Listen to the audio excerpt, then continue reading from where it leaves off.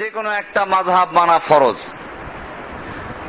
আবার আরো বলে আশ্চর্য কথা, 4 মাযহাব সকলই হক। আজকের এই বিষয়টা অনেক স্পর্শকাতর।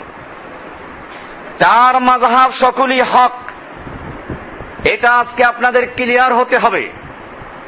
কি করে হক হতে পারে আমরা সে বিষয়টা যাচাই করে দেখব। মানুষ আজকে যাচাই করে না। আপনি যদি কাউকে জিজ্ঞেস করেন আপনি হিন্দু কেন, সে বলবে আমি হিন্দুর ঘরে জন্মগ্রহণ করেছি। আপনি হানাফি কেন, হানাফি পরিবারে জন্মগ্রহণ করেছি বলে আমি হানাফি। শাফি পরিবারে জন্মগ্রহণ করেছি বিধায় শাফেঈ। মালিকি পরিবারে জন্মগ্রহণ করেছি বিধায় মালিকি। এখন যদি আপনি কোন মুসলিমকে জিজ্ঞেস করেন যে তাহলে আপনি যদি হিন্দু পরিবারে জন্মগ্রহণ করতেন তাহলে কি হতেন, একটু মাথা ঝুলাবে আর বলবে যে তাহলে হিন্দুই তো হতাম। এবারে আমরা তাকে জিজ্ঞেস করব হিন্দু হলেও কি আপনি ওটা কি মেনে নিতেন, না যাচাই করার চেষ্টা করতেন? যদি আপনি যাচাই না করে হিন্দুই থেকে যেতেন তাহলে আপনার পরকালে অবস্থা কি হতো, নাজাত পেতেন কিনা? বলে না, তা তো নাজাত পাবো না। ঠিক তেমনি ভাবে হিন্দু ঘরে জন্মগ্রহণ করার পরে যাচাই বাছাই না করে হিন্দু থাকলে যেরকম জাহান্নামী, ঠিক এরকম ভাবে কোন ব্যক্তি যদি হানাফি পরিবারে জন্মগ্রহণ করে, চিশতি পরিবারে জন্মগ্রহণ করে, যাচাই বাছাই করা ছাড়া অন্ধভাবে হানাফি তাকলিদ করে, সেই ব্যক্তি গোমরা এবং সে ব্যক্তি অবশ্যই জাহান্নামী। এটা মনে রাখতে হবে। সব মাযহাব বরহক, ইজমার দ্বারা ফরজ হয়ে গেছে কোন এক মাযহাব মানতে হবে। কোন ইজমা হলো, কোথায় হয়েছিল সে ইজমা? আজকের মানুষ মনে করে এই দেশের ভারতীয় লোকেরা যে ভারতের কিছু আলেমরা একাত্র হয়ে বললে ইজমা হয়ে যায়, মাযহাব মানা ফরজ। আরবের আলেমরা তা মানে, ইজমা হলো কোত্থেকে? এই দেশে বসে বলে ফরজ। আর এই লোকগুলো যখন মক্কা মদিনায় গিয়ে ইমাম সাহেবদের পিছনে নামাজ পড়ে, চিন্তা করে না আমরা যেই ইমামদের পিছনে নামাজ পড়ি তারা কোনো মাযহাব মানে না। যদি কোনো ফরজকে কেউ অস্বীকার করে সে মুসলিম থাকে? এদেশে বসে মাযহাব মানা ফরজ বলে দিচ্ছে। মাযহাব না মানলে সব জায়গায় আমরা শুনতে পাচ্ছি গন্ডগোল লেগে গেছে। যখনই কোনো মসজিদে আমাদের কোনো ভাই হাদিস অনুযায়ী রফল ইয়াদাইন করে রুকুর আগে পরে হাত তুলে তাকে গোমরা বলা হচ্ছে, আমিন জোরে বলে গোমরা বলা হচ্ছে। আমি বলি কেন, তোমাদের মাযহাবেও তো এটা আছে। সব মাযহাব তো বরহক, সব মাযহাব সত্য। যাচাই বাছাই করো, সব মাযহাব হক হতে পারে না। আমরা ইনশাআল্লাহ প্রমাণ করব। আল্লাহর রাসূল সাল্লাল্লাহু আলাইহি ওয়াসাল্লাম বলেছেন, عن ابي هريره رضي الله تعالى عنه قال قال النبي صلى الله عليه وسلم كل مولود يولد على الفطره فابواه يهودانه او ينصرانه او يمجسانه। প্রতিটি শিশু ফিতরাতের উপরে জন্মগ্রহণ করে। আল্লাহর দ্বীন স্বভাবগতভাবে প্রতিটি শিশু ইসলামের উপরে জন্মগ্রহণ করে। ফাআবাওয়াহু ইউহাব্বিদানিহি, অতঃপর তার পিতা মাতা তাকে ইহুদি বানায়। আও ইউনাসসিরানিহি, অথবা নাসারা খ্রিস্টান বানায়। আও ইউমাজ্জিসানিহি, অথবা তাকে মাজুসি অগ্নিপূজক বানায়। এরপরে আল্লাহর রাসূল সাল্লাল্লাহু আলাইহি ওয়াসাল্লাম উদাহরণ দিচ্ছেন, কামাসালিল বাহিমা তুনতিজুল বাহিমাতা, যেমন একটি বকরি বাচ্চা প্রসব করে। হাল তারা ফিহা জাদা, এই বাচ্চাটি জন্মগ্রহণ করার সময় কান কাটা, নাক ফুটা কান ছিদ্র করা অবস্থায় জন্মগ্রহণ করে? অবশ্যই না, মানুষেরা পরে এগুলো করে।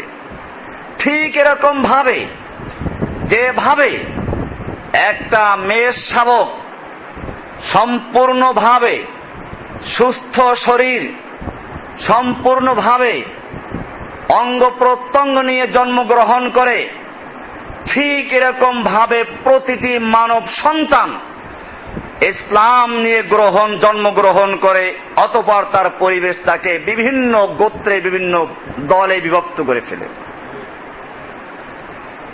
সুতরাং আজকে যে মাযহাব, বিভিন্ন ফিরকা, হানাফি, শাফি, হাম্বলি, মালিকি, আহলে হাদিস, সালাফি, চিশতি, কাদেরী, নকশবন্দি, এই যত রকমের দল আছে, যে যেই পরিবেশে জন্মগ্রহণ করছে, যার মা বাপ যেরকম সে ওটা গ্রহণ করছে, কেউ যাচাই করে দেখে না যে সবগুলো ঠিক হয় কিনা। মনে করুন যারা বলে 4 মাযহাবের কোন একটা মাযহাব মানা ফরজ, তবে সবগুলোই হক। আমি এদের জিজ্ঞেস করি, সবগুলো যে হক, এটা কি করে হতে পারে? আমরা 2-1টা মাসআলা দিয়ে একটু যাচাই করব। একটা মাসআলা হচ্ছে মাসুল মারআত, মেয়ে লোক স্পর্শ করার মাসআলা। ওযু করার পরে যদি কোনো ব্যক্তি কোনো কারণে মেয়ে লোকের সাথে স্পর্শ করে, হাত লেগে গেল, শরীর লেগে গেল, এক্ষেত্রে 4 মাযহাবের 3 ইমাম, শাফিঈ, মালিক, আহমদ বিন হাম্বল, এরা বলেছেন ওযু ভেঙে যাবে। অবশ্যই এদের মধ্যে শর্ত আছে। কেউ বলেছেন হাত লাগলেই হবে না, কামভাব নিয়ে লাগলে ওযু ভেঙে যাবে। কেউ বলেছেন যদি পর্দার আড়াল থেকে লাগে তাহলে ভাঙবে না, পর্দা ছাড়া সরাসরি লাগলে ভেঙে যাবে। ইমাম শাফি সাহেব বললেন না, কোনোভাবে লাগলেই ভেঙে যাবে, হাত্তা লাউ লাতামা, এমনকি উযু গোসল করে এসে যদি কোনো ব্যক্তি বউরে থাপ্পড় মারে উযু ভেঙে যাবে। এটা ইমাম শাফি রাহমাতুল্লাহ আলাইহি বললেন। অপরদিকে ইমাম আবু হানিফা রাহমাতুল্লাহ আলাইহি বলছেন যে না, উযু করে যদি কোনো ব্যক্তি তার স্ত্রীকে বা অন্য কাউকে স্পর্শ করে উযু ভাঙবে না। 2 ইমাম 2 রকম বললেন, কোনটা মানবেন? দুটোই হক। দুটো হক হয় কি করে? আপনাকে বলা হলো 2 আর 2 কত হয়? একজন বলল 2 আর 2 4, আর একজন বলল 2 আর 2 5। আপনি বললেন মাশাআল্লাহ, দুটোই ঠিক। দুটোই কি ঠিক হবে? এটা যেরকম স্পষ্ট, দুটোই সম্ভব না ঠিক হওয়া, ঠিক এরকম ভাবে উযু করে আসলে মেয়ে লোক স্পর্শ করলে উযু ভঙ্গ হবে, এটাও ঠিক। উযু ভাঙবে না, এটাও ঠিক। এটা কি করে হয়? এখন তাহলে বলবেন যে হানাফি লোকেরা মেয়ে লোক ধরলে উযু ভাঙবে না, শাফির লোকেরা ধরলে উযু ভাঙবে। এই সাজা, আরবরা বলে এই সাজা, এটা কি জিনিস? আশ্চর্য হলে বলে। এবারে আসুন আমরা যাচাই করব। এখন যারা অন্ধভাবে কোন একটাকে মেনে নিচ্ছে, এরা হলো তাকলিদকারী, মুকাল্লিদ, মাযহাবের অনুসারী। আর যারা যাচাই করে, আমি আগেও বলেছি আমরা ইমামদেরকে মানি, তবে নির্দিষ্টভাবে কোন একজন ইমামকে মানা ফরজ এটা না। আমরা ইমাম আবু হানিফাকে মানি, শাফিঈকে মানি, মালিককে মানি, আহমদ বিন হাম্বলকে মানি, ইমাম জুফার, আবু ইউসুফ, মুহাম্মদ, আউজাঈ, আরো অনেক ইমাম, আমরা সবাইকে মানি যাচাই করে। সকল ক্ষেত্রে একজনকে মানি তা না, আমরা ইমাম মানি না, বিষয়টা অপবাদ। সব ইমামকে মানি, তবে কোরআন হাদিস অনুযায়ী যাচাই করে যারটা কোরআন সুন্নাহ অনুযায়ী মিলে তারটা মানি। আমরা এটা পরীক্ষা করব এখন। ইমাম আবু হানিফা শাফি রাহমাতুল্লাহ আলাইহি তিনি যে বললেন তার দলিল কি? তিনি কোরআনের একটা আয়াত সূরা নিসা 4 নম্বর সূরার 43 নম্বর আয়াত থেকে দলিল পেশ করছেন। কোরআনে আল্লাহ বলছেন কিসে উযু ভেঙে যায়? আউলা মাসতুমুন নিসা, বিভিন্ন কারণের মধ্যে এটাও একটা।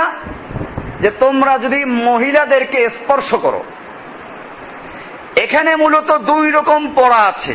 লামাস্তুম টান ছাড়া, যার অর্থ হল হাতে স্পর্শ করা, আর লামাস্তুম হচ্ছে পরস্পর স্পর্শ করা, মানে সহবাস করা। এই আয়াতের ব্যাখ্যায় ইমাম শাফি সাহেব বললেন যে স্পর্শ করা, সুতরাং মেয়ে লোককে স্পর্শ করলেই উযু ভেঙে যাবে, এরপরে পানি পাইলে উযু করতে হবে, না পাইলে তায়াম্মুম করতে হবে। সূরা নিসার 43 নম্বর আয়াত। ইমাম আবু হানিফা রাহমাতুল্লাহ আলাইহি বললেন যে না, উযু ভাঙবে না, স্পর্শ করলেই ভাঙবে না। স্পর্শ করা এটা এই অর্থে না হাতে স্পর্শ করা, এখানে স্পর্শ করতে বলতে সহবাস করাকে বোঝানো হয়েছে। উনিও দলিল দিচ্ছেন কোরআন দিয়ে। উনি দলিল দিচ্ছেন সূরা আলে ইমরানের 3 নম্বর সূরার 47 নম্বর আয়াত দিয়ে। মারিয়ম আলাইহিস সালাম যখন জিবরাইল তার কাছে এলেন আর বললেন তোমার সন্তান হবে, উনি প্রশ্ন করলেন قالت ربي أنى يكون لي ولد ولم يمسسني بشر, আমার আবার সন্তান হবে কি করে? হে রব, আন্না ইয়াকুনু লি ওয়ালাদ, কি করে আমার সন্তান হবে? ওয়ালাম ইয়ামসাসনি বাশার, অথচ আমাকে কোনো মানুষ স্পর্শ করে নাই। এইখানে স্পর্শ করা বলতে কি বোঝানো হয়েছে? সহবাস করা। ইমাম আবু হানিফা বললেন যে ওই যে তুমি শাফি সাহেব লামাস্তুম বলতে হাতের স্পর্শ বুঝেছো, ওটা ভুল বুঝেছো। আসল হলো স্পর্শ বলতে এখানে সহবাস করা। সহবাস করলে উযু ভেঙে যাবে, গোসল ভাঙবে। কারটা সঠিক? এবারে আমরা যাচাই করব। গত সপ্তাহে বলেছিলাম যাচাই করার কষ্টি পাথর কি? কোরআন এবং সুন্নাহ। আমরা এবারে যাচাই করব কে এর মধ্যে বরহক। আমরা অন্ধভাবে বলবো না উভয়জনই বরহক। কাজী শাফি মাযহাবের লোকেরা মেয়ে লোক ধরলে উযু ভেঙে যাবে, হানাফি মাযহাবের লোকেরা ধরলে উযু ভঙ্গ হবে না, এটা আমরা বলবো না। আমরা যাচাই করব। আল্লাহর রাসূল সাল্লাল্লাহু আলাইহি ওয়াসাল্লাম কি করেছেন? হযরত আয়েশা রাদিয়াল্লাহু তাআলা আনহার থেকে বর্ণনা করেন ওরওয়া, তিনি বলছেন যে আয়েশা রাদিয়াল্লাহু তাআলা আনহা বলেন আন্নান নবী সাল্লাল্লাহু আলাইহি ওয়াসাল্লাম ক্বাব্বালা ইমরাতাম মিন নিসাইহি, আল্লাহর নবী সাল্লাল্লাহু আলাইহি ওয়াসাল্লাম তার স্ত্রীদের থেকে কোন একজন স্ত্রীকে চুমু খেলেন। ক্বাব্বালা, চুমু দিলেন। সুম্মা খরাজা ইলা সালাতি ওয়া লাম ইয়াতাওয়াদ্দা, এরপরে আল্লাহর নবী সাল্লাল্লাহু আলাইহি ওয়াসাল্লাম সালাত আদায় করার জন্য গেলেন আর উযু করলেন না। ক্বালা উরওয়া, উরওয়া বললেন ফাকুলতু লাহা মান হিয়া ইল্লা আনতে। উরওয়া ছিলেন আয়েশা রাদিয়াল্লাহু তাআলা আনহার খুব নিকট আত্মীয়, আয়েশার ভাইয়ের ছেলে অথবা বোনের ছেলে। উনি বললেন যে খালা, ওই স্ত্রী তো আপনি ছাড়া আর কেউ না। ফাদাহিকাত, আয়েশা রাদিয়াল্লাহু তাআলা আনহা হেসে দিলেন। তার মানে এই স্ত্রীকে আয়েশা নিজেই। হাদিসটা আছে আবু দাউদের 179 নম্বর হাদিস, মুসনাদে আহমদের 25,766 নম্বর, তিরমিজির 86 নম্বর সহিহ হাদিস। পরিষ্কার হয়ে গেল আল্লাহর নবী সাল্লাল্লাহু আলাইহি ওয়াসাল্লাম ওযু করার পরে তার স্ত্রীদের থেকে কোন একজন মহিলাকে চুমু খেলেন, এরপরে উযু ভঙ্গ হয় নাই। আরো একটা হাদিস মুসলিম শরীফের হাদিস 1168 নম্বর, ইবনে মাজার হাদিস নাম্বার 956, মুসনাদে আহমদের হাদিস নাম্বার 24,088, আয়েশা রাদিয়াল্লাহু তাআলা আনহা থেকেই বর্ণিত আল্লাহর রাসূল সাল্লাল্লাহু আলাইহি ওয়াসাল্লাম হুজরার ভিতরে রাতে সালাত আদায় করতেন। ঘরে তখন বাতি ছিল না, ঘর ছিল ছোট। আয়েশা রাদিয়াল্লাহু তাআলা আনহা আল্লাহর রাসূল সাল্লাল্লাহু আলাইহি ওয়াসাল্লাম যেখানে দাঁড়ালেন সালাতের জন্য, আর কাবার মাঝ দিকে অর্থাৎ পশ্চিম দিকে, ওখান থেকে দক্ষিণ দিকে কাবা মদিনা থেকে মাঝখানে শুয়েছিলেন। কিরকম শুয়েছিলেন তাও বলা আছে, কানা ইউসাল্লি মিনাল লাইলে, আল্লাহর রাসূল সাল্লাল্লাহু আলাইহি ওয়াসাল্লাম রাতের বেলায় সালাত আদায় করতেন। ওয়া আনা মুতারিদাতুন বাইনাহু ওয়া বাইনাল কিবলা, আমি আল্লাহর রাসূলের মাঝে আর কিবলার মাঝে সোজা শুয়ে থাকতাম। কা ইতিরাদিল জানাজা, যেরকম জানাজা সোজা হয়ে থাকে এরকম ভাবে সোজা হয়ে শুয়ে থাকতাম। আল্লাহর রাসূল সাল্লাল্লাহু আলাইহি ওয়াসাল্লাম যখন সিজদায় যেতেন তখন আমাকে হাত দিয়ে স্পর্শ করতেন, পা গুটিয়ে নিতাম, সিজদা করে উঠলে আবার পা ছড়িয়ে দিতাম। তাহলে সালাত অবস্থায় আল্লাহর রাসূল সাল্লাল্লাহু আলাইহি ওয়াসাল্লাম মহিলা স্পর্শ করলেন, এতে উযু ভঙ্গ হয় নাই। যাচাই করে দেখলাম আবু হানিফার মত এখানে সঠিক, শাফি সাহেবের মত এখানে অঠিক। আমরা আবু হানিফার মতকে গ্রহণ করেছি, শাফি সাহেবের মতকে বর্জন করেছি। কাজে আবু হানিফাকে মানলাম আমরা, তবে যাচাই করে, অন্ধ অনুসরণ করে না। এবারে আরো একটা মাসআলা, সালাতের মধ্যে সূরা ফাতিহা পড়ার পরে আমিন জোরে বলবো না আস্তে বলবো? এক্ষেত্রে ইমাম আবু হানিফা রাহমাতুল্লাহি আলাইহি বললেন আমিন আস্তে বলতে হবে, ইমাম শাফি রাহমাতুল্লাহ আলাইহি বললেন জোরে বলতে হবে। এখানে আমরা যাচাই করব কারটা সঠিক। আমরা বলবো না দুটোই ঠিক, আস্তে বলাও ঠিক, জোরে বলাও ঠিক। মানে আল্লাহ শরীয়তকে ভাগ করে দিয়েছেন, হানাফিরা আস্তে বললেও ঠিক আর শাফির মুরিদেরা জোরে বললেও ঠিক। আমরা এই দৃষ্টিভঙ্গি গ্রহণ করি নাই। আমরা যাচাই করে দেখব কে ঠিক। আমরা যাচাই করে দেখছি ইমাম আবু হানিফা রাহমাতুল্লাহি আলাইহি একটা দুর্বল হাদিস পেশ করেছেন আর কিছু যুক্তি পেশ করেছেন। যুক্তি, আমিন একটা দোয়া, আর যত দোয়া সালাতের মধ্যে আছে সবই তো আস্তে বলি, তাহলে এটাও আস্তে বলতে হবে। আমরা তাশাহুদের মধ্যে দোয়া আস্তে পড়ি, এরকম ভাবে রুকুর তাসবিহ আস্তে পড়ি, সিজদা আস্তে পড়ি। অতএব যুক্তি কি করতে হবে? আমিন যেহেতু একটা দোয়া, এটাও আস্তে পড়তে হবে। যুক্তি পেশ করে দিল। আমরা বলেছিলাম যে যুক্তি, যেই কোনো যুক্তি গ্রহণ না, কিয়াস গ্রহণযোগ্য নয়। কিয়াস আমরা মানি, ওই কিয়াস আল কিয়াসুল মুস্তামবাতু মিনাল কিতাবি ওয়াস সুন্নাহ, যে কিয়াস, যে যুক্তি কোরআন এবং হাদিসের আলোকে বের করা হয় সেই যুক্তি মানি। আমরা এটা গত সপ্তাহে স্পষ্ট করেছিলাম। দুইটা মাসআলা, একটা কোরআন হাদিসে আছে আর ওই একই ধরনের আরেকটা মাসআলার সমাধান কোরআন হাদিসে নেই। যে মাসআলাটার সমাধান কোরআন হাদিসে নেই, ওইটার মতো কোরআন হাদিসে যে মাসলার সমাধান আছে ওই হুকুমটা এখানে লাগাই। এটার নাম কি? এই কিয়াস গ্রহণযোগ্য।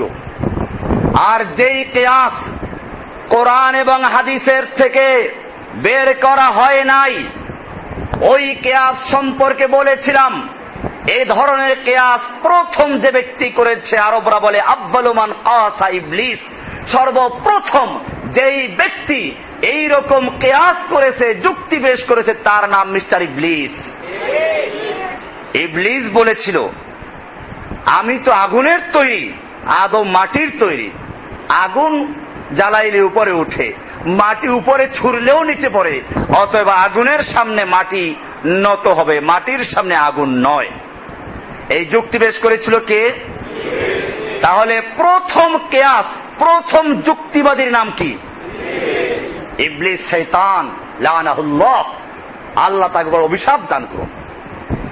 সুতরাং বুঝে গেল কোরআন এবং হাদিস বাদ দিয়ে কোন কিয়াস, কোন যুক্তি মুসলিমরা মানতে পারে না। আর যেই কিয়াসের উৎপত্তি কোরআন হাদিস থেকে, সে কিয়াস মানা যাবে। আমরা আমিন সম্পর্কে দেখব কিয়াস কোন জায়গায় আসে, যেখানে কোরআন সুন্নাহর কোনো বর্ণনা পাওয়া যায় না। আমিন সম্পর্কে কি বলা হচ্ছে? আবু হুরায়রা রাদিয়াল্লাহু তাআলা আনহু থেকে বর্ণিত, তিনি বলেন, ক্বালান নবী সাল্লাল্লাহু আলাইহি ওয়াসাল্লাম, আল্লাহর নবী সাল্লাল্লাহু আলাইহি ওয়াসাল্লাম বলেছেন, ইদা আম্মানাল ইমামু ফাআমিনু, যখন ইমাম আমিন বলে তোমরাও আমিন বলো। ফাইন্নাহু মান ওয়াফাকা তামিনুহু তামিনাল মালায়েকা, জেনে রাখো যেই ব্যক্তির আমিন বলাটা মালায়েকাদের আমিনের সঙ্গে মিলে যাবে, তার মানে মানুষ যেমন আমিন বলে ফেরেশতারাও আমিন বলে, যেই ব্যক্তির আমিন বলাটা ফেরেশতাদের আমিন বলার সঙ্গে মিলে যাবে, গুফিরা লাহু মা তাকাদ্দামা মিন যামবিহি, তার জীবনের সমস্ত গুনাহগুলো ক্ষমা করে দেওয়া হবে। এরপরে বর্ণনাকারী ইবনে শিহাব যুহরি বলছেন, ওয়া কানা রাসূলুল্লাহি সাল্লাল্লাহু আলাইহি ওয়াসাল্লাম ইয়াকুলু আমিন, আল্লাহর নবী সাল্লাল্লাহু আলাইহি ওয়াসাল্লাম আমিন বলতেন। বুখারী শরীফের 780 নম্বর হাদিস, মুসলিমের 932 নম্বর হাদিস, তিরমিজির 250 নম্বর হাদিস, আবু দাউদের 937 নম্বর হাদিস। আপনাদের তালাশ করার জন্য সহজ হলো, সালাতের অধ্যায় গিয়ে আমিনের অধ্যায় তালাশ করবেন, নাম্বার না মিললেও পাওয়া যাবে। এমনি ভাবে আবু দাউদের 933 নম্বর হাদিসে বলা হয়েছে, ওয়ান ওয়াইল ইবনে হুজর রাদিয়াল্লাহু তাআলা আনহু قال كان رسول الله صلى الله عليه وسلم اذا قرأ ولا الضالين, আল্লাহর নবী সাল্লাল্লাহু আলাইহি ওয়াসাল্লাম যখন ওয়ালা দাল্লিন বলতেন, ক্বালা আমিন, তখন আমিন বলতেন, ওয়া রাফা বিহা সাওতাহু, এবং আওয়াজকে বুলন্দ করে বলতেন, জোরে বলতেন। পরিষ্কার হাদিস। আমিন জোরে বলতেন না আস্তে বলতেন? পরিষ্কার হাদিস, আবু দাউদের 933 নম্বর হাদিস। এমনি ভাবে তিরমিজির 248 নম্বর হাদিস, সহিহ হাদিস, ওয়াইল ইবনে হুজর থেকে বর্ণিত, তিনি বলেন, সামি'তু সামি'তুন নবী সাল্লাল্লাহু আলাইহি ওয়াসাল্লাম ক্বারাআ গায়রিল মাগদুবি আলাইহিম ওয়াদ-দাল্লিন, আমি আল্লাহর নবী সাল্লাল্লাহু আলাইহি ওয়াসাল্লামকে গায়রিল মাগদুবি আলাইহিম ওয়াদ-দাল্লিন পড়তে শুনেছি। ফাকালা আমিন, এরপরে তিনি বলেছেন আমিন, ওয়া মাদ্দা বিহা সাওতাহু, এবং আওয়াজটাকে দীর্ঘ করেছেন। আওয়াজ, এখন যদি কোনো মুকাল্লিদ সাহেবকে জিজ্ঞেস করেন, সে বলবে মাদ্দা মানে লম্বা দিয়ে পড়েছেন, জোরে পড়েন নাই। এখানে আছে মাদ্দা বিহা সাওতাহু, সাওত মানে হচ্ছে আওয়াজ। সাওত মানে কি? মাদ্রাসায় যারা আরবি প্রথম ক্লাসে ভর্তি হয় তাকেও জিজ্ঞেস করেন সাওত মানে কি, আওয়াজ। বলা হয়েছে মাদ্দা বিহা সাওতাহু, তার আওয়াজকে দীর্ঘ করেছেন। আওয়াজ দীর্ঘ করেছেন, আস্তে বললে কি আওয়াজ দীর্ঘ করা হয়? পরিষ্কার হাদিস হয়ে গেল।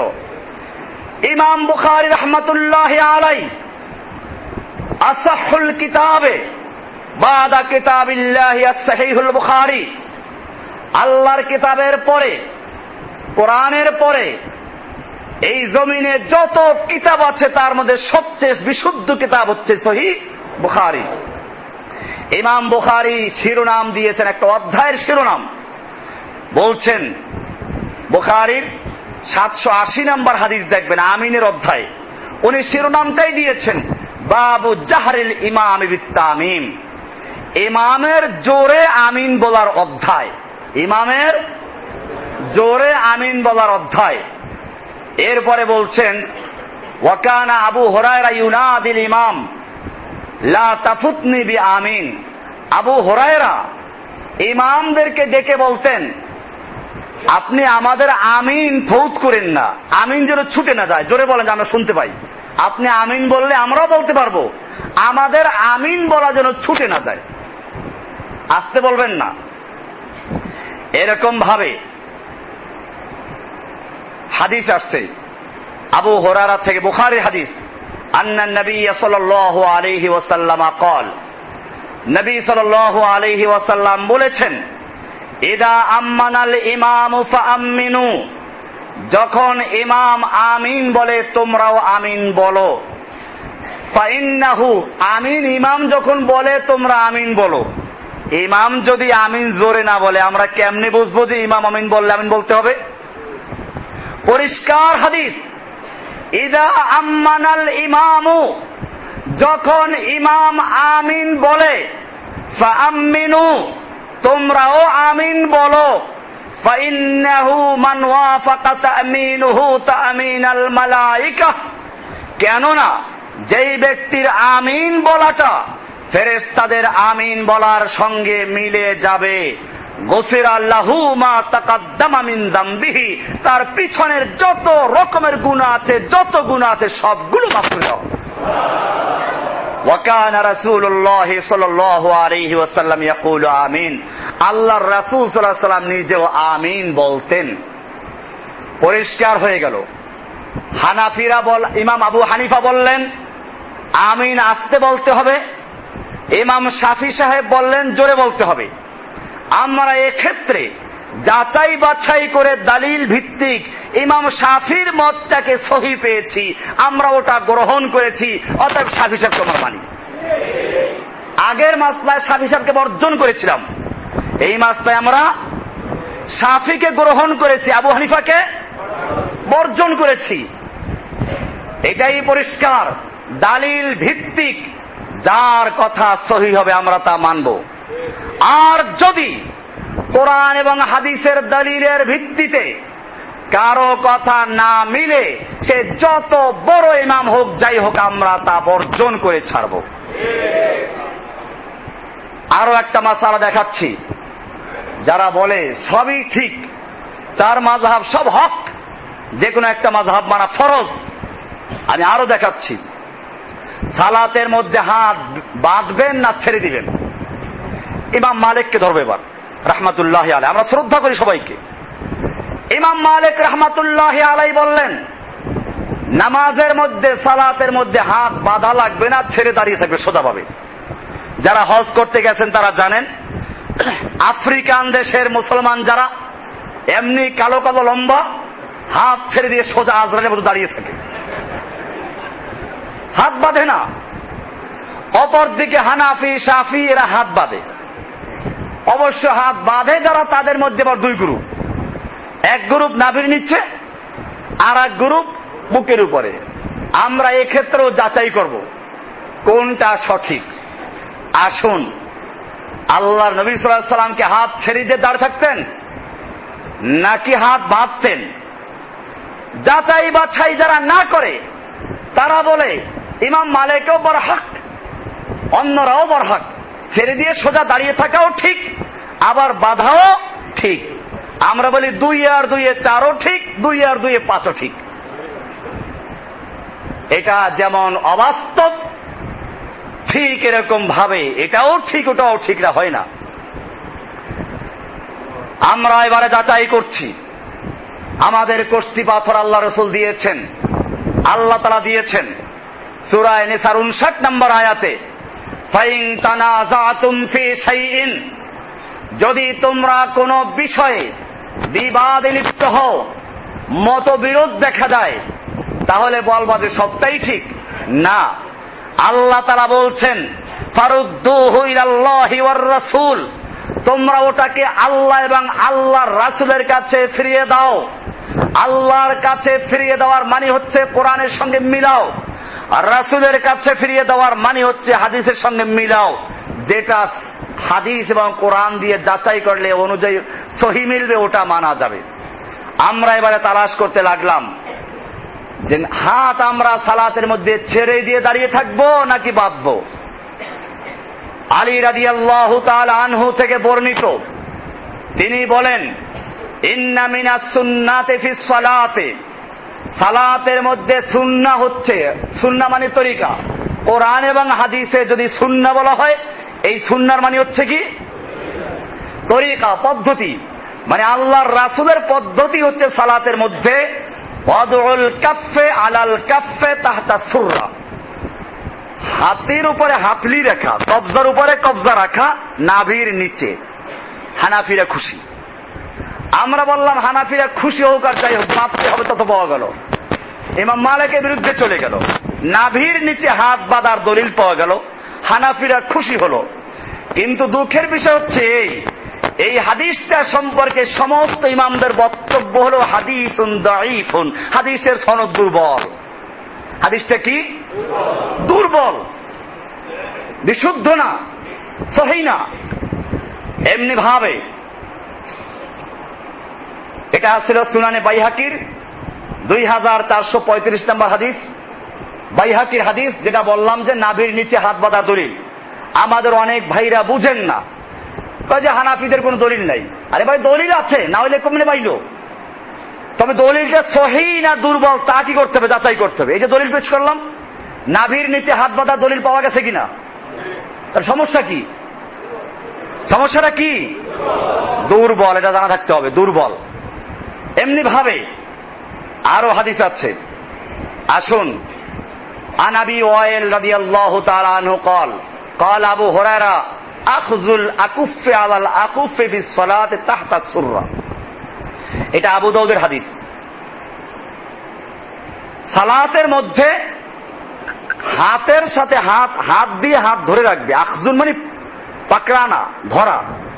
হাতের হাতলি দ্বারা মানে কবজি দ্বারা কবজি ধরবে সালাতের মধ্যে তাহতা সুররা, নাভির নিচে। নাভির এটা আছে কোথায়? এখন তো আরো শক্তিশালী হয়ে গেল, আবু দাউদের হাদিস। সিয়াসেত্তার হাদিস, নাভির নিচে হাদিস পাওয়া গেছে, হাত বাঁধার হাদিস। আবু দাউদের 758 নম্বর হাদিস। কিন্তু দুর্ভাগ্য, আবু দাউদ বলেছেন হাযাল হাদিসু দাঈফুন। হাদিসটা কি? ওই আবু দাউদই লেখা আছে। قال আবু দাউদ, ইমাম আবু দাউদ এই হাদিসটা বর্ণনা করার পরে, লেখার পরে বলতেছেন সামি'তু আহমদ ইবনে হাম্বল, আমি ইমাম আহমদ ইবনে হাম্বলকে শুনেছি ইউদাঈফু ইনদা আব্দুর রহমান ইবনে ইসহাক আল কুফি। এই হাদিসের বর্ণনাকারীদের মধ্যে একজন আছে আব্দুর রহমান আল কুফি, এই লোকটা দুর্বল, সে কারণে হাদিসটি দুর্বল। তাহলে বোঝা গেল হানাফিদের দলিল আছে, মাগার কি সমস্যাটা কি? দুর্বল। এবারে আসুন আরো একটা হাদিস, আপনারা এটা খুব মনে রাখবেন। ইখতিলাফ কেন হয়? না বোঝার কারণে বলে যায় যে কোনো দলিল নেই। দলিল আছে কিন্তু কি নাই? সহিহ দলিল নাই। কি নাই? আমি এটা গত সপ্তাহে বলেছিলাম যে আমরা তো হাদিস পাইলেই হলো, হাদিসে আছে, হাদিসে আছে, আল হাদিস। যে কোনো জায়গায় লেখা থাকবেন আল হাদিস। আমি বলি আল হাদিস যদিও হয় জাল হাদিস, যদিও হয় কি একটা হলেই হলো। আরো একটা হাদিস, এটাও জাল হাদিস, দুর্বল হাদিস। আবু দাউদই আছে হাদিসটা, 756 নম্বর হাদিস। আবু জুহাইফা রাদিয়াল্লাহু তাআলা আনহু থেকে বর্ণিত, এটা আলীর থেকে বর্ণিত। ক্বালা আস-সুন্নাতু ওয়াদউল কাফফি আলাল কাফফি ফিস সালাতি তাহতা সুররা। সুন্নাহ হচ্ছে হাতের কবজির উপরে হাত ধরা, নাভির নিচে। তাহলে সুন্নাহ বলে দিচ্ছেন। কি সুন্দর দলিল, আবু দাউদে আছে, সিয়াসেত্তার হাদিস। না মেনে কোথায় যাইবা? কিন্তু আবু দাউদ এখানেও বলেছেন হাদিসটা দুর্বল। হাদিসটা কি? এবারে আসুন, হাত বাঁধা তো পাওয়া গেল, সহিহ হাদিসগুলো আমরা তালাশ করছি, কারণ দলিল হলেই চলবে না। আমি বলেছিলাম যে আমি এই সহিহ হাদিস তালাশ করা শুরু করলাম, চোখ খুললো সেদিন যেদিন মক্কাতে একটা হোটেলে খেতে বসতাম। অনেক বাঙালি কর্মীদের সাথে একটা ইয়ামানি কর্মী ছিল, দেখতে বাঙালিদের মতোই। ইয়ামানিরা দেখতে বাঙালিদের মতোই, এই কালো, শ্যামলা, লম্বা, মোটা, চিকন, কেউ বেটো, কেউ খাটো, কেউ কালো, কেউ শ্যামলা, এ জাতীয়ই। তো ওকে বললো যে আমাদের দেশে একজন ওস্তাদ আসছে, তোর কোনো মশলা জিজ্ঞেস কর, তাহলে জিজ্ঞেস কর। সে জিজ্ঞেস করলো একটা মশলা, আমি উত্তর দিলাম। হোটেল কর্মী সে বলল হাল ইনদাকা দালিলুন সহিহ, তুমি যে এই মাসলার এই উত্তর দিলা, তোমার কাছে সহিহ দলিল আছে? আমার তো মাথা তখনই গোলাই গেল। এক তো সে দলিল চাইলো, আবার দলিল দিলেই চলবে না, সহিহ দলিল কিনা। আর আমাদের ধর্মে তো দলিল সহিহ আর দুর্বল কোনো যাচাই বাছাই করি না জীবনেও, দলিল হলেই হলো। যেমন এতক্ষণ দলিল পেশ করলাম, নাভির নিচে হাত বাঁধার দলিল পেশ করা হলো, দলিলুন সহিহ। এবারে সহিহ দলিল। আন সাহাল ইবনে সাআদ রাদিয়াল্লাহু তাআলা আনহু قال كان الناس يؤمرون أن يضع الرجل اليد اليمنى على ذراعه اليسرى في الصلاة। সাহাল ইবনে সাআদ রাদিয়াল্লাহু তাআলা আনহু বলেন যে আল্লাহর রাসূলের যুগে মানুষদেরকে আদেশ করা হতো আন ইয়াদআর রাজুলু আল ইয়াদাল ইয়ুমনা, যে প্রতি ব্যক্তি তার ডান হাত রাখবে আলা জিরাইল ইউসরা, তার বাম হাতের এইটাকে জেরা বলে, পুরোটাকে জেরা, এক হাত এটাকে বলে জেরা। এখান থেকে শুরু করে কনুই পর্যন্ত, হাতের কনুই থেকে আঙ্গুলের মাথা পর্যন্ত, এটার নাম কি? জেরা। বলা হচ্ছে যে প্রত্যেক ব্যক্তিকে হুকুম করা হতো যেন ডান হাত বাঁধে আলা জিরাইহিল ইউসরা, বাম হাতের ডানার উপরে, কি বলে এটাকে, হাতের উপরে, হাত বলতে এটা পুরোটা হাতের উপরে, ফিস সালাতে, কোথায়? সালাত অবস্থায়। এমনি ভাবে এটা বুখারীর 740 নম্বর হাদিস, সহিহ হাদিস। এমনি ভাবে আরো এক হাদিস আবু দাউদের, এটা সহিহ হাদিস। আবু দাউদের 3টে হাদিসের 2টা দুর্বল, একটা সহিহ হাদিস। অবশ্য মুরসাল কিন্তু শক্তিশালী সনদে বর্ণিত। হাদিসটা তাউস থেকে বর্ণিত। তিনি বলছেন قال كان رسول الله صلى الله عليه وسلم يضع يده اليمنى على يده اليسرى। আল্লাহর রাসূল সাল্লাল্লাহু আলাইহি ওয়াসাল্লাম ডান হাত রাখতেন বাম হাতের উপরে, সুম্মা ইয়াশুদ্দু বাইনাহুমা আলা সাদরিহি, এরপরে এই দুনো হাত বেঁধে তারপরে বুকের উপরে রাখতেন। কোথায় রাখতেন? না, নাভির নিচে, বুকের উপরে। অহুয়া ফিস সালাত, সালাত অবস্থায়। হাদিসটা আবু দাউদের 759 নম্বর হাদিস। এমনি ভাবে মুসনাদে আহমদের 21967 নম্বর হাদিসে বলা হয়েছে আন কবিসা ইবনে হুলবিন আন আবিহি قال رأيت النبي صلى الله عليه وسلم ينصرف عن يمينه وعن يساره ورأيته قال يضع هذه على صدره وصف يحيى اليمنى على اليسرى فوق المفصل। ডান হাতকে বাম হাতের উপরে রেখে তারপরে বুকের উপরে রেখে বললেন যে আল্লাহর রাসূল সাল্লাল্লাহু আলাইহি ওয়াসাল্লাম এইভাবে রাখতেন। এমনি ভাবে ওয়াইল ইবনে হুজুর থেকে বর্ণিত আছে আরো অনেকগুলো হাদিস। সহিহ ইবনে খুজাইমার 479 নম্বর হাদিসে বলা আছে আল্লাহর রাসূল সাল্লাল্লাহু আলাইহি ওয়াসাল্লাম ওয়াদা ইয়াদাহুল ইয়ুমনা আলা ইয়াদিল ইউসরা আলা সাদরিহি, ডান হাত রাখতেন বাম হাতের উপরে, বুকের উপরে। কোথায় রাখতেন? বুকের উপরে। অবশ্যই এই হাদিসটার সনদ একটু দুর্বল আছে, কিন্তু অন্যান্য হাদিসের কারণে গ্রহণযোগ্য হয়ে গেছে।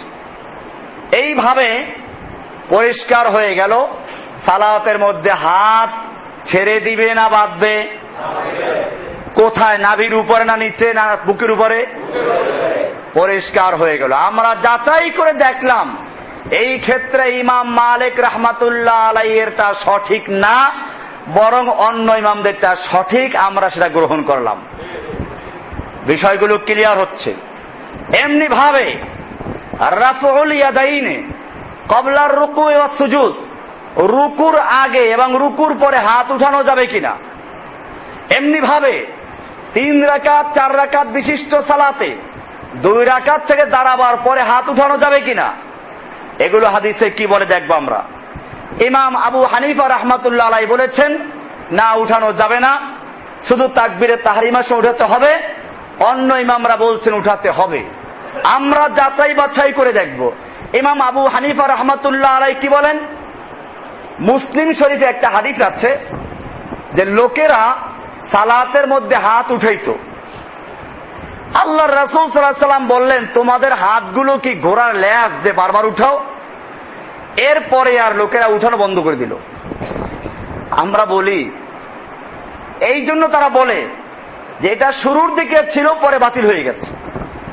আরো বলে থাকে, কয় যে প্রথম দিকে, ইসলামের প্রথম দিকে লোকেরা মূর্তি কোলে নিয়ে নামাজ পড়তে আসতো, মূর্তি কোলে নিয়ে। এই জন্য বারবার হাত উঠাবার হুকুম দিল।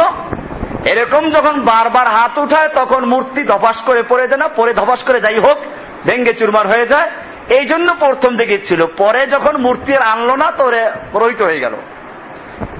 আপনি আশ্চর্য হবেন আল্লাহর নবীর সাহাবীদের সম্পর্কে কি বদগুমানি, কি খারাপ ধারণা। আল্লাহর নবীর সাহাবীরা লা ইলাহা ইল্লাল্লাহ পড়ার পরেও, ইসলাম গ্রহণ করার পরেও তারা মূর্তি নিয়ে নামাজ পড়তে আসতো। কত বড় খারাপ ধারণা সাহাবীদের উপরে। আপনারা কি এই ধারণা করবেন? কোন মুসলিম করতে পারে না। এই সমস্ত খারাপ ধারণা সাহাবীদের সম্পর্কে কোন মুসলিম করতে পারে না। রইল মুসলিম শরীফের হাদিস, ওটা সালাম সম্পর্কে।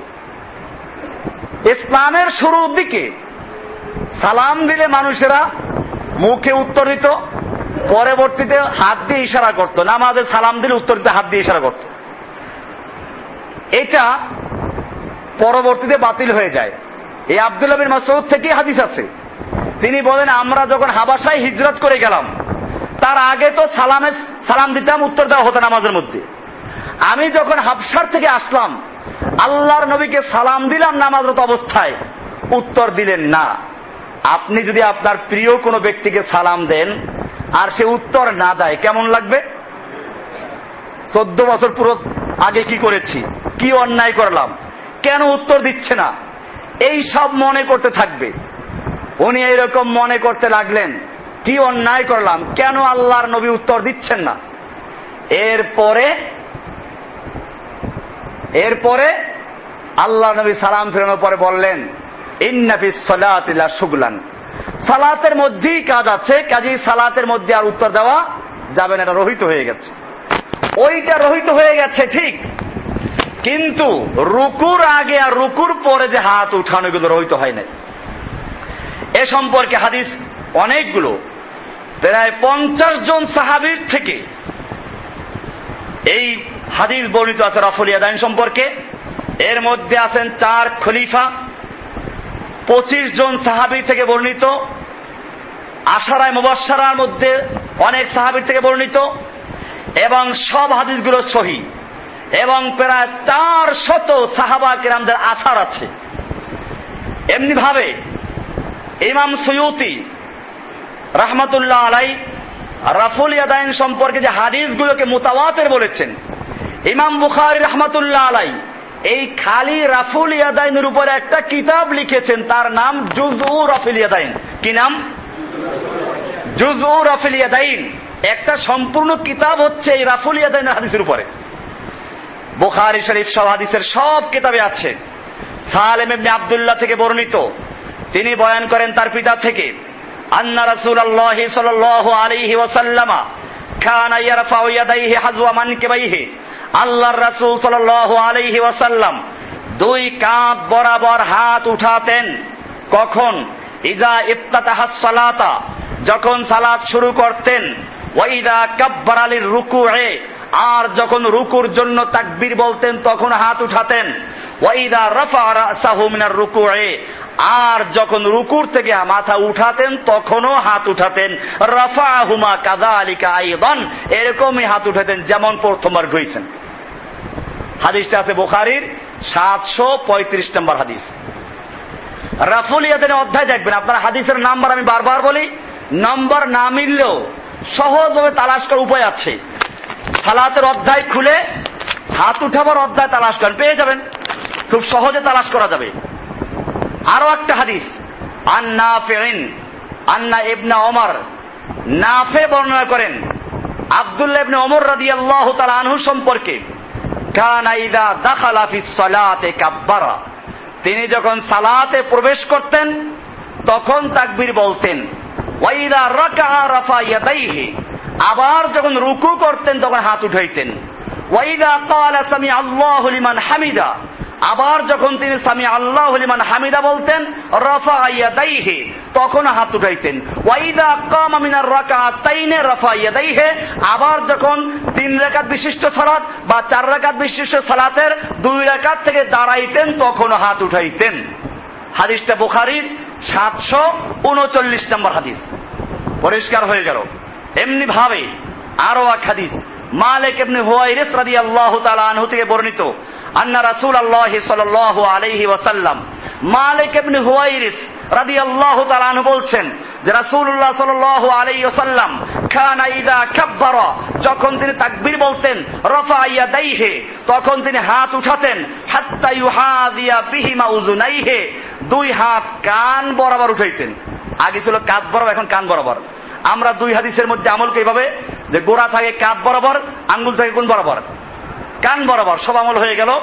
ওয়াইদা রাকা রাফা ইয়াদাইহি, আবার যখন রুকু করতেন তখনও তিনি হাত উঠাতেন, হাত্তা ইউহাদিয়া বিহিমা উযুনাইহি, উভয় কান বরাবর উঠাইতেন। ওয়াইদা রাফা রাসাহু মিনার রুকুয়ে, আবার যখন রুকুর থেকে মাথা উত্তোলন করতেন তখনও ফাকাল সামি আল্লাহু লিমান হামিদা, এটা বলতেন, ফাআলা মিসলা যালিক, এরকম হাত উঠাইতেন। হাদিসটা আছে মুসলিম শরীফের 891 নম্বর হাদিস। এবারে পরিষ্কার হয়ে গেল, আমরা হাদিস দিয়ে যাচাই করলাম, হাদিস দিয়ে বাছাই করলাম। ইমাম আবু হানিফা রাহমাতুল্লাহ আলাইহি বললেন তাকবীরে তাহরিমা ছাড়া হাত উঠানো যাবে না। অন্য ইমামরা বললেন উঠাতে হবে। আমরা এটা বলি না যে 2টাই সঠিক, বরং আমরা কি বলেছি, একটা সঠিক। কোনটা সঠিক তা যাচাই বাছাই করে দেখলাম। এই ক্ষেত্রে রুকুর আগে, রুকুর পরে এবং 2 রাকাতের থেকে দাঁড়াবার পরে হাত উঠাবার হাদিস সহিহ, অতএব সেটা আমরা আমল করব, এটা আমরা গ্রহণ করব। ভাইরা আমার, এরকম ভাবে মনে রাখতে হবে, অনেকে আছে এত মত, আমরা কই যাব। আমি সেজন্য শুরুতে বলেছিলাম, এই দোহাই দিয়ে আপনি খবরদার পরকালে মুক্তি পাবেন না, আল্লাহর কাছে নাজাত পাবেন না। আল্লাহ তাআলা বলেছেন, আমি আপনাকে বলেছি, যেরকম একজন হিন্দু সে যদি বলে আমি হিন্দুর ঘরে জন্মগ্রহণ করেছি, তাই হিন্দু অবস্থায় মরলেও জান্নাত পেয়ে যাব, এটা যেমন ভুল, তেমনি ভাবে আপনিও যদি বলেন আমি হানাফি ঘরে জন্মগ্রহণ করেছি, তাই হানাফি মাযহাবে আমল করব, এতে মুক্তি পেয়ে যাব, শাফি ঘরে জন্মগ্রহণ করেছি, শাফি মাযহাবে আমল করব, এতে মুক্তি পেয়ে যাব, এরকম যদি ধারণা করেন সেটা ভুল। আপনাকে যাচাই করতে হবে, আর যেই ব্যক্তি যাচাই করবে সেই ব্যক্তি হকের সন্ধান পাবে, এটা আল্লাহ দায়িত্ব নিয়েছেন। পবিত্র কোরআনে আল্লাহ সুবহানাহু ওয়া তাআলা বলছেন, সূরা আল আনকাবুত 29 নম্বর সূরার 69 নম্বর আয়াত, আল্লাহ বলছেন, ওয়াল্লাযীনা জাহাদু ফীনা লানাহদিয়ান্নাহুম সুবুলানা ওয়া ইন্নাল্লাহা লামাআল মুহসিনিন, নিশ্চয়ই যারা আমার পথে জাহাদু, জিহাদ করে, সর্বাত্মক চেষ্টা করে, সর্বশক্তি দিয়ে চেষ্টা করে সত্যকে জানার জন্য, হককে বুঝার জন্য, সত্য পথে চলার জন্য, ওয়াল্লাযীনা জাহাদু ফীনা, আল্লাহ বলছেন লানাহদিয়ান্নাহুম, অবশ্যই আমি তাকে আমার পথ সমূহ দেখাবো। আমার রাস্তাগুলো কে বলেছেন? আল্লাহ বলেছেন লানাহদিয়ান্নাহুম সুবুলানা, অবশ্যই আমি আমার রাস্তাগুলো তাকে দেখিয়ে দেব। ওয়া ইন্নাল্লাহা লামাআল মুহসিনিন, আর যারা মুহসিন অর্থাৎ যারা খালেস ভাবে একমাত্র আল্লাহর ইবাদত করে আল্লাহর পথে চলতে চায়, আল্লাহ তাআলা তাদের সঙ্গী হয়ে আছেন। আল্লাহর নুসরত, আল্লাহর সাহায্য তাদের সঙ্গে সব সময়ের জন্যই থাকবে। ভাইরা আমার, পরিষ্কার হয়ে গেল। এবারে আমরা আসব আমাদের ঐক্যের সূত্র। আজকে আমাদেরকে অনেকে বলে ঐক্য, অনেকে বলে ঐক্য হওয়া দরকার, এভাবে চলা যাবে না। আমি বলি এই যে দল তোমরা তৈরি করেছ, আমি বলেছি এক হিন্দু পণ্ডিত, হিন্দু গুরু কোরআন হাদিস পড়ে বুঝলো যে ইসলাম সঠিক, ইসলাম গ্রহণ করার সিদ্ধান্ত নিল। পণ্ডিত জওহরলাল নেহরুর কাছে গিয়ে বলল আমি ইসলাম ধর্ম গ্রহণ করব। উনি চিন্তা করলেন যে এত বড় একটা হিন্দু পণ্ডিত ইসলাম গ্রহণ করলে হিন্দুদের মধ্যে ব্যাপক ঝামেলা হবে, কি করে একে ফিরানো যায়। রাজনীতি করে মাথায় শয়তানি বুদ্ধি অনেক থাকে। বললো আচ্ছা বলো, তুমি যে ইসলাম ধর্ম গ্রহণ করতে চাও, ইসলাম ধর্মের মধ্যে দুইটা গ্রুপ আছে, একটা শিয়া একটা সুন্নি, তুমি কোনটা গ্রহণ করবা? হিন্দু পণ্ডিত তো কোরআন হাদিস পড়ে ইসলাম শিখেছে, কোরআন হাদিসে শিয়া সুন্নি পায় নাই। সে বলল আমি তো শিয়া সুন্নি পাই নাই। বলে না, শিয়া সুন্নি আছে, তুমি দেখো না ইরান দেশের লোকেরা শিয়া আর ওই ইরাকিরা সুন্নি, তুমি এটা বুঝে নাও। এরপরে একটু থেমে আবার বলল আচ্ছা তুমি যদি শিয়া হও তাহলে শিয়াদের মধ্যে 32টা ফেরকা আছে, কোন ফেরকা তুমি যাইবা? আর যদি সুন্নি হও তাহলে সুন্নিদের মধ্যে প্রথমত ফিকহের দিক দিয়ে 4টে মাযহাব, হানাফি, শাফি, হাম্বলি, মালিকি। আর এই মাযহাব গুলো এমন তেমন না, যে কোনো একটা মাযহাব মানা ফরজ, তুমি কোনটা মানবা? আর ফরজ না মানলে তুমি মুসলিম তো হইতে পারলা না। যে কোনো মাযহাব মানো। হানাফিদের মধ্যে আবার অনেক গ্রুপ আছে, হানাফিদের মধ্যে চিশতিয়া, কাদেরিয়া, নকশবন্দিয়া, মুজাদ্দিদিয়া, সোহরাওয়ার্দিয়া, কত সাবেরিয়া তরিকা আছে, তুমি কোনটা মানবা? হিন্দু পণ্ডিত এইসব শুনে বলল যে দরকার নাই আমার ইসলাম গ্রহণ করার। আমি তো কোরআন হাদিস পড়ে মনে করেছিলাম যা কোরআন হাদিসে আছে এটাই ইসলাম, ওই ইসলামের মধ্যে কোনো ফেরকা নাই। এখন দেখলাম যে বাস্তবে হাজারো ফেরকা, এই সমস্ত ফেরকা গ্রহণ করার দরকার নেই, তার চেয়ে আমি যেটা আছি এটা ভালো আছে।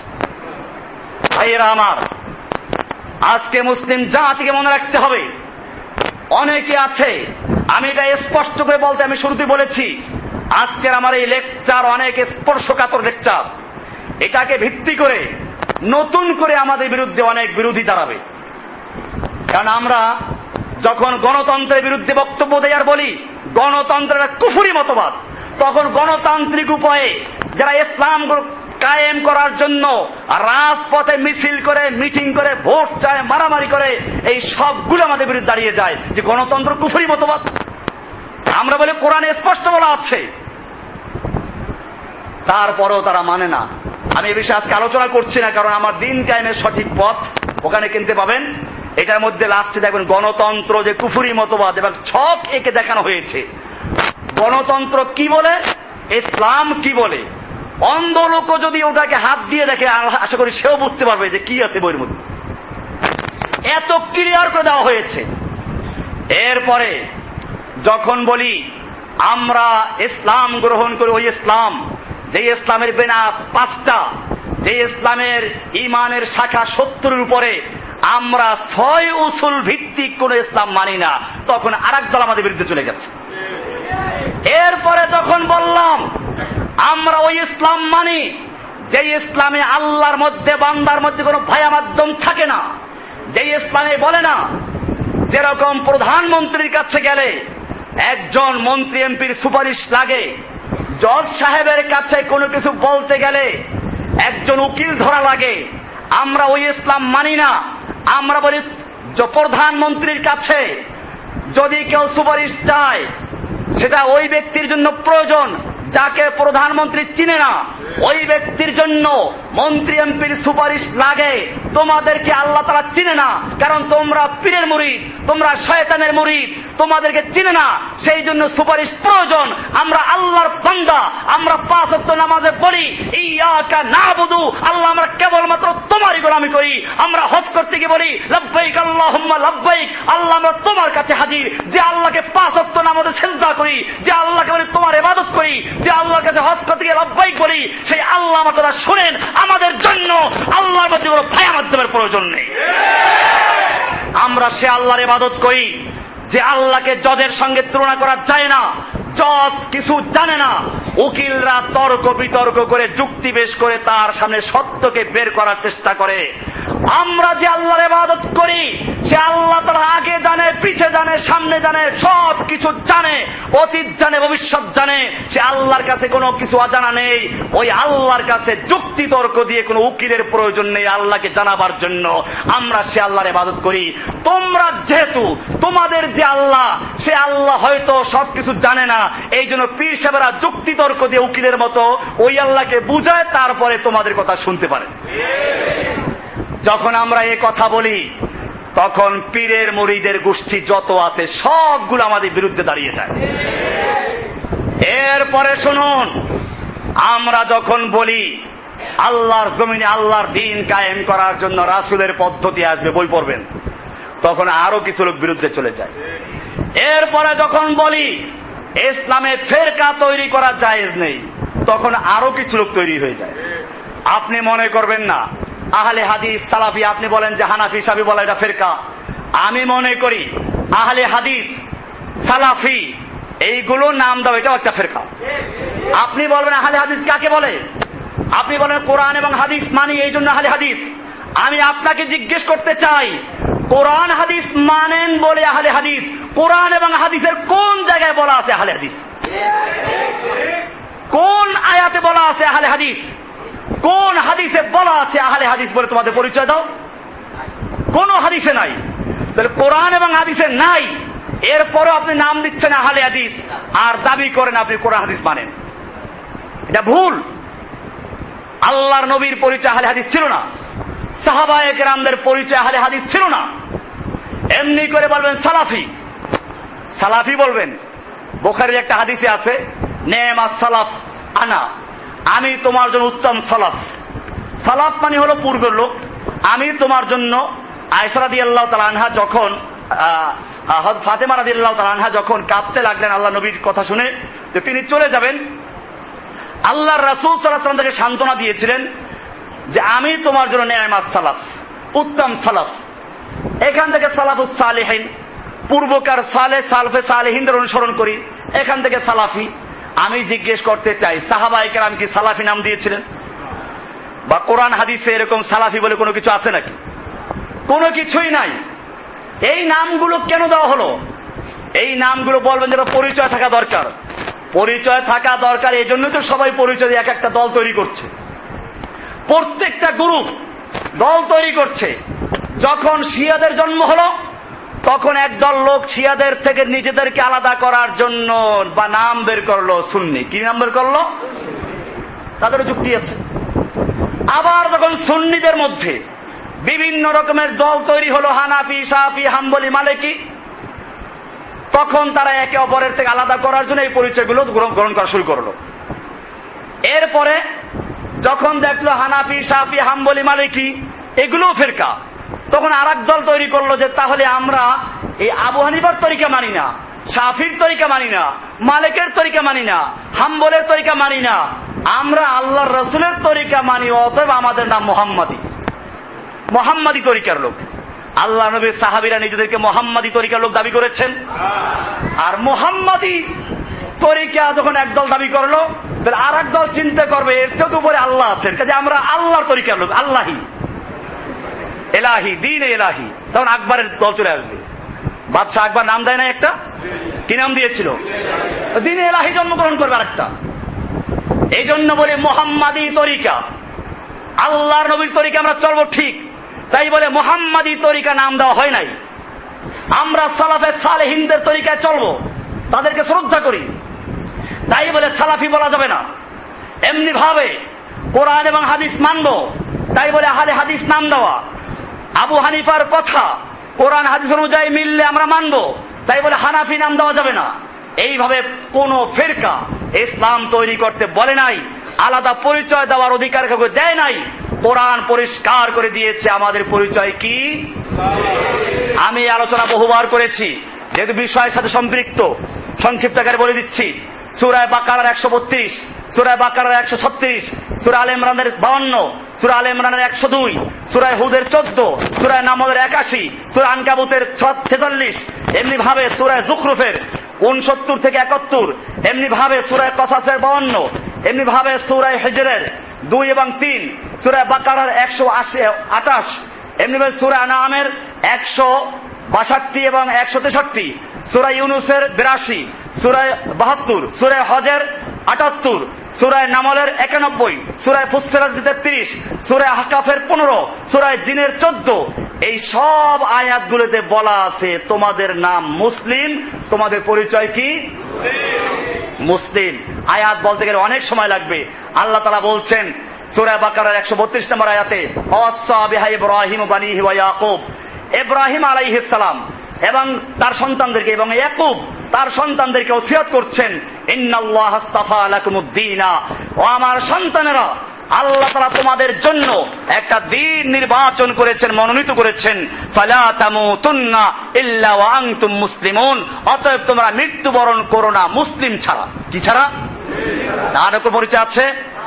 সূরা বাকারার 136 নম্বরে বলা হয়েছে, قولوا آمنا بالله وما أنزل إلينا وما أنزل إلى إبراهيم وإسماعيل وإسحاق ويعقوب والأسباط وما أوتي موسى وعيسى وما أوتي النبيون من ربهم لا نفرق بين أحد منهم ونحن له مسلمون। আমরা সকলে কি এমনি ভাবে সূরা আলে ইমরানের 52 নম্বরে বলা হয়েছে, ঈসা আলাইহিস সালাতু ওয়াস সালাম যখন ইহুদিদের পক্ষ থেকে, বনি ইসরাঈলদের পক্ষ থেকে দেখলেন বিরুদ্ধে করছে তারা, তিনি বললেন, মান আনসারি আল্লাহ, কারা আছে আল্লাহর জন্য আমাকে সাহায্য করবে?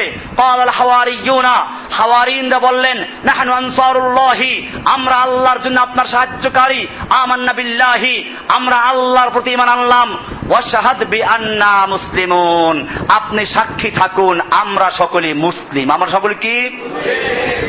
সূরা আলে ইমরান 102 নম্বরে বলা হয়েছে, ইয়া আইয়ুহাল্লাযীনা আমানুত্তাকুল্লাহা হাক্কা তুকাতিহি ওয়া লা তামুতুন্না ইল্লা ওয়া আনতুম মুসলিমুন, হে ঈমানদারগণ তোমরা আল্লাহকে ভয় করো যথাযথভাবে, ওয়া লা তামুতুন্না, খবরদার তোমরা মৃত্যুবরণ করো না, ইল্লা ওয়া আনতুম মুসলিমুন, মুসলিম অবস্থা ছাড়া।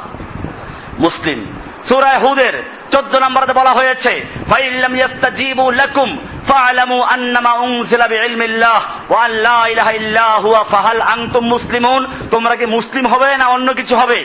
এমনি ভাবে সূরা নামলের 81 নম্বরে বলা হয়েছে, ওয়ামা আনতা বিহাদিল উমি আন দালালাতিহিম ইন তুসমিউ ইল্লা মান ইউমিনু বিআয়াতিনা ফাহুম মুসলিমুন।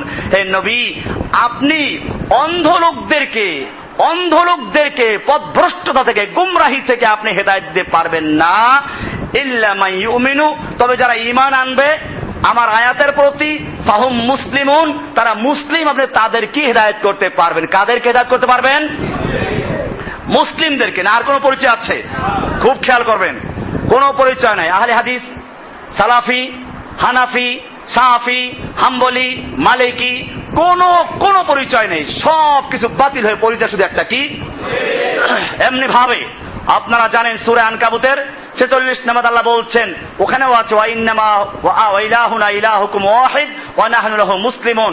এমনি সূরা যুখরুফের 79 থেকে 81 নম্বর, 71 নম্বর, 69 থেকে 71 নম্বর বলা হয়েছে, আল্লাযীনা আমানু বিআয়াতিনা ওয়া কানু মুসলিমিন, যারা আমার আয়াতের প্রতি ঈমান রাখে এবং যারা মুসলিম, আল্লাহ তাদেরকে বলবেন, উদখুলুল জান্নাতা আনতুম ওয়া আজওয়াজুকুম, তোমরা এবং তোমাদের বিবি সাবরা ইসলামে জান্নাতে প্রবেশ করো।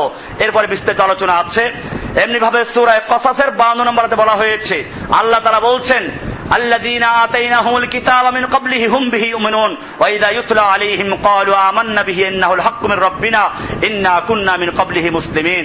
এইভাবে অনেকগুলো আয়াতে আল্লাহ তাআলা বলেছেন মুসলিমুন মুসলিমুন। সূরা হজরের 2 এবং 3 নম্বরে বলা হয়েছে, আল্লাহ তাআলা বলছেন, রুবামা ইয়াউদ্দুল্লাযীনা কাফারু লাউ কানু মুসলিমিন, কাফেররা সেদিন আফসোস করবে, হায় যদি আমরা মুসলিম হতাম। যারা বিভিন্ন তরিকায় চলে গেছে তারা বলবে আমরা মুসলিম হতাম যদি। সূরা বাকারার 128 নম্বরে বলা হয়েছে, ইব্রাহিম আলাইহিস সালাম যেদিন কাবা নির্মাণ করেছেন সেদিন দোয়া করেছেন ইসমাইলকে নিয়ে, রব্বানা ওয়াজআলনা মুসলিমাইন লাকা, আল্লাহ তুমি আমাকে আমার সন্তান ইসমাইলকে দুজনকে তোমার মুসলিম, তোমার আনুগত্যশীল বান্দা হয়ে থাকার তৌফিক দান করো। ওমিন যুররিয়াতিনা উম্মাতাম মুসলিমাতাল লাকা, আমাদের সন্তানদের মধ্য থেকেও তোমার প্রতি আনুগত্যশীল মুসলিম বান্দা তৈরি করে দাও। কি মুসলিম? কি বান্দা? উম্মাতাম মুসলিমা, উম্মতে মুসলিমা। না আর কোনো কিছু আছে?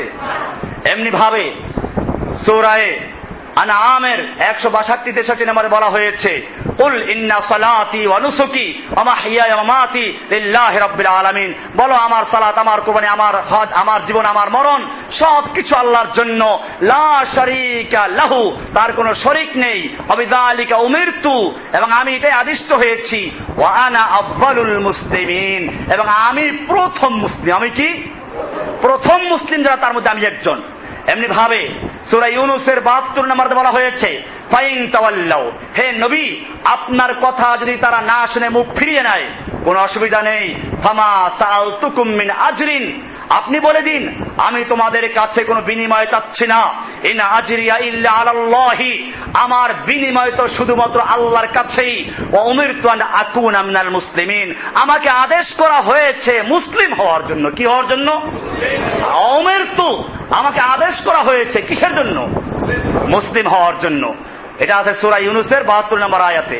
এরপরে সূরা হজের 78 নম্বর আয়াত, যেখানে আল্লাহ পরিষ্কার করে দিচ্ছেন, মিল্লাতা আবিকুম ইব্রাহিম হুয়া সাম্মাকুমুল মুসলিমিন, এটা তোমাদের পিতা ইব্রাহিমের মিল্লাত, তিনি তোমাদের নাম রেখেছেন কি করে?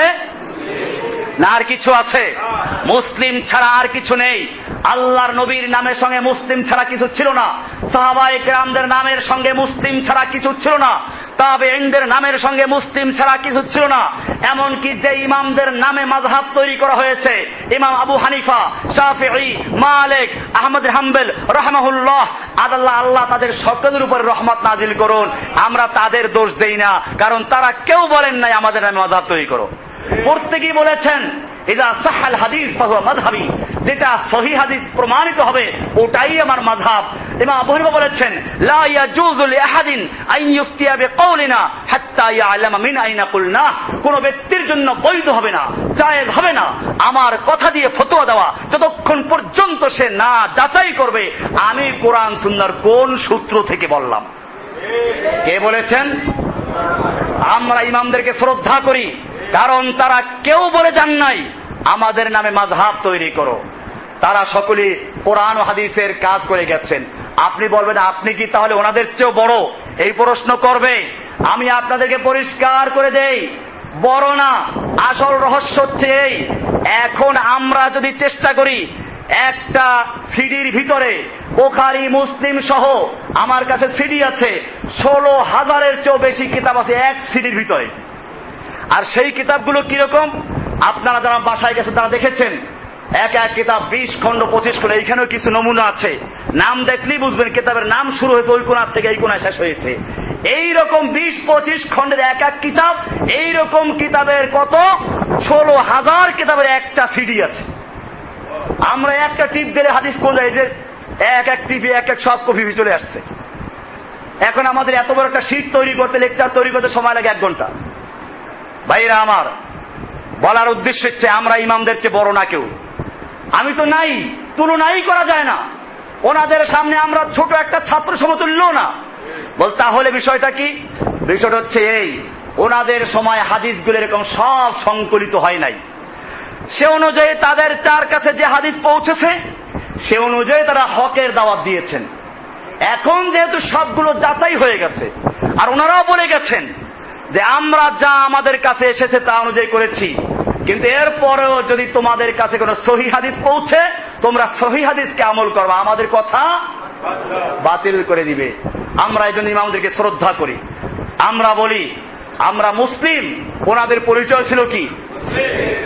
এমনি ভাবে কোরআনে আল্লাহ তাআলা সূরা নামাজের 91 নম্বরে বলা হয়েছে, ইন্নামা উমিরতু আন আ'বুদা রাব্বা হাযিহিল বালদাতিল্লাতী লাযী হাররামাহা। আল্লাহর রাসূল সাল্লাল্লাহু আলাইহি ওয়াসাল্লাম বলছেন, আপনি বলুন, আল্লাহ বলছেন নিশ্চয় আমি আদিষ্ট হয়েছি এই শহরের রবের ইবাদত করার জন্য। কার ইবাদত করার জন্য? ওয়া উমিরতু আন আকুনা মিনাল মুসলিমিন, এবং আমাকে আদেশ করা হয়েছে একজন মুসলিম হওয়ার জন্য। কি হওয়ার জন্য? এমনি ভাবে সূরা ফুসসিলাতের 33 নম্বরে বলা হয়েছে, ওমান আহসানু কওলাম মিম্মান দাআ ইলাল্লাহ, ওই ব্যক্তির চেয়ে ভালো আর কে হতে পারে যে আল্লাহর দিকে মানুষকে আহ্বান করে। কার দিকে? না কোনো দলের দিকে, না কোনো তরিকার দিকে। সবাই তো দাওয়াত দেয় কি অমুক পীরের কাছে আসেন, ওখানে গেলে পাওয়া যাবে, ওই তরিকা আসুন। আমরা কোনো তরিকার দাওয়াত দেই না। কি সুন্দর লিখে দিয়েছে চরমনাই পীর সাহেবের সব বইতে লেখা আছে। হ্যাঁ বাবারা, তরিকাতে 126টা। কয়টা? ওই পীরের নাম আমি দিয়েছি 126 তরিকা। পীরের নাম কি? 126 তরিকার পীর। এই পরে লিখেছে এর মধ্যে চিশতিয়া সাবেরিয়া তরিকা একেবারে শর্টকাট। এরপরে এক জায়গায় লিখেছে মাওয়াজে সাকে ভিতরে লিখছে এই তরিকার সফক অল্প কিন্তু তেজ খুব বেশি। এমন তেজ অল্প জিকিরে তাসির বেশি হয়ে যায়, পেঁয়াজের ঝাঁজের মতো আর কি। এটা চরমনাই পীরের বইয়ের কথা। চরমনাইয়ের যে প্রথম পীর ইসহাক সাহেব, ওনার 27 খান বই। এরপরে ফজলুল করিম সাহেব যে মারা গেলেন, ওনার বই আছে। এই সব মিলাইয়া ফজলুল করিম একটা বইয়ের নামই আছে 21 সবক। কয় সবক? ওই বইতেও লেখা আছে 126 তরিকা, এর মধ্যে শর্টকাট তরিকা 30টা সাবিয়া তরিকা। এই লোকগুলো মানুষকে তরিকার দিকে দাওয়াত দেয়, বায়াত নেয়। बायात क्या महीने सब बुरी बातों से और सब बुरी कामों से ऊपर तरीका चिश्तिया, कादरिया, नक्शबंदिया, मुजद्दिदिया के आए मेरे अल्लाह उस तरीका पर तरीका के नियामतों को नसीब कर। तरीकार बायात निलो, तरीकार नियामत चाइलो। আমি বায়াত করছি হাতে হাত দিয়ে পীরের কাছে, অথবা রুমাল ধরে, অথবা পিঠে হাত দিয়ে, অথবা দই ঝুলাইয়া দিয়া বায়াত করলাম। বায়াত কে মাইনে চিশতিয়া, কাদেরিয়া, সাবেরে নকশাবন্দি তরিকার উপরে। মাওয়াজে সাকিয়া খুলে দেখেন আমার ওই দিন কায়েমের সঠিক পথ, এই বই থেকে পয়েন্ট ধরে ধরে এদের একেবারে বইয়ের এবারত তুলে দিয়ে তারপর লিখে দিয়েছি। ভাইয়েরা আমার, আর এর পরেও যদি বিশ্বাস না হয়, ওদের নিজস্ব লাইব্রেরি আছে, বাংলা বাজার যান, আলে সাক প্রকাশনী, মুজাহিদ প্রকাশনী, মুজাহিদ পাবলিকেশন, আরো জানি কি কি কয়েকটা আছে। এই প্রকাশনীগুলোতে ওদের সব বই পাওয়া যায়, কিনে মিলান। এরপরে দেখুন কিভাবে তরিকার দাওয়াত দিয়েছে। এরপরে কোরআনের সঙ্গে মিলান। আল্লাহ বলছেন ওয়ামান আহসানু কওলাম মিম্মান দাআ ইলাল্লাহ, যে ব্যক্তি মানুষকে দাওয়াত দেবে কার দিকে? ওয়া আমিলা সালিহান, এবং আমলে সালেহ করে, ওয়া ক্বালা ইন্নানি মিনাল মুসলিমিন, এবং সে বলে আমি একজন মুসলিম, আমি একজন। এরকম সূরা আহকাফের 15 নম্বরে বলা হয়েছে ইন্নী তুবতু ইলাইকা ওয়া ইন্নী মিনাল মুসলিমিন, আমি একজন মুসলিম। এরকম ভাবে সূরা জিনের মধ্যে আছে, জিনেরাও বলে, জিনদের সম্পর্কে বলা আছে, জিনেরা বলছে ওয়া ইন্না মিনাল মুসলিমুনা ওয়া মিনাল কাসিতুন, আমাদের মধ্যে কিছু আছে মুসলিম আর কিছু আছে ভণ্ড, প্রতারক, পীরের মুরিদ, চিশতিয়া, কাদরি, নকশবন্দিয়া, কাসিতুন মানে সব বাতিলও আছে। আমাদের মুসলিমও আছে, বাতিলও আছে। বুঝে গেল জিনদের মধ্যে যেমন ভণ্ড আছে, ওই ভণ্ড জিনগুলো পীরদের উপরে সওয়ার হয়ে ভণ্ড তরিকা তৈরি করে দিয়েছে। আর এই জিনেরাই কারবার করে। আপনার মনে করেন পীর কেমনে বলে দেয় অমুক জায়গায় গরু রওনা হচ্ছে, কারণ আছে। আল্লাহর রাসূল সাল্লাল্লাহু আলাইহি ওয়াসাল্লাম বলেছেন প্রত্যেকটা মানুষের সঙ্গে একটা ফেরেশতা আছে, একটা শয়তান আছে। কি আছে? তো শয়তান, গরু নিয়ে যে ব্যক্তি রওনা হইল তার সঙ্গে একটা শয়তান আছে কিনা? আর যে পীরের দরবারে রওনা হয়েছে তার সাথেও কি আছে? শয়তান আছে। সবার সঙ্গে শয়তান আছে। সাহাবীরা প্রশ্ন করে ছাড়েন নাই, আল্লাহর নবীকে প্রশ্ন করেছেন ইয়া রাসূলুল্লাহ আপনার সঙ্গেও কি একটা শয়তান আছে? আপনার সঙ্গেও কি একটা শয়তান আছে? আল্লাহর রাসূল সাল্লাল্লাহু আলাইহি ওয়াসাল্লাম বলছেন হ্যাঁ আমার সঙ্গেও একটা শয়তান আছে, ওয়ালাকিন্নাহু আসলামা, তবে সে শয়তান মুসলিম হয়ে গেছে। শয়তান কি হয়ে গেছে? তো রাসূলের সঙ্গে একটা মুসলিম হয়ে গেছে, পীরের সঙ্গে তো মুসলিম হয় নাই। ওই গরু নিয়ে যে রওনা হলো ওই শয়তান, ওই ব্যক্তির শয়তানটাই পীরের সঙ্গে শয়তান আছে, তাকে বলে দিচ্ছে এই গরু নিয়ে রওনা হয়েছে, কিন্তু 100 গরু, একটার কালার এই, আর গরুর সঙ্গে যে গরুওয়ালা আছে তার কালার এই, জামার কালার এই। পীর সাহেব ওইখানে বসে ভবিষ্যৎবাণী করে দিচ্ছে। মুরিদরা দেখলো ঠিকই তো, আর সবগুলো পায়ে সেজদা পড়ে গেল। কারণ কি? জিনদের মধ্যে শয়তান আছে। জিন বলছে ওয়া ইন্না মিনাল মুসলিমুন, আমাদের মধ্যে কিছু আছে মুসলিম, কিছু আছে কি? ওয়া মিনাল কাসিতুন, কিছু আছে সীমা লঙ্ঘনকারী, জালেম, ফাসিক, না কাফের, মুশরিক, পীরের মুরিদ, ভণ্ড, তাবিজ কবজওয়ালা, মুর্দার খানেওয়ালা, সবই আছে। সূরা জিন 14 নম্বর আয়াত, সূরা জিনের। ভাইরা আমার, এরপরে আসুন, আমি শেষ করছি, একটু লম্বা হয়ে গেছে। আল্লাহর রাসূল সাল্লাল্লাহু আলাইহি ওয়াসাল্লামের একটা হাদিস হুযায়ফা ইবনুল ইয়ামান থেকে বর্ণিত। তিনি বলছেন যে লোকেরা আল্লাহর রাসূল সাল্লাল্লাহু আলাইহি ওয়াসাল্লামকে জিজ্ঞেস করত খায়ের, মঙ্গল সম্পর্কে, শুভ জিনিস, মঙ্গলময় জিনিস সম্পর্কে, আর আমি জিজ্ঞেস করতাম আনিশ শাররে, অমঙ্গল, খারাপ জিনিস সম্পর্কে। কেন? মাখাফাতা আন ইউদরিকানি, আমাকে যাতে এগুলো স্পর্শ করতে না পারে। আমি আল্লাহ রাসূলকে জিজ্ঞেস করলাম ইন্না কুন্না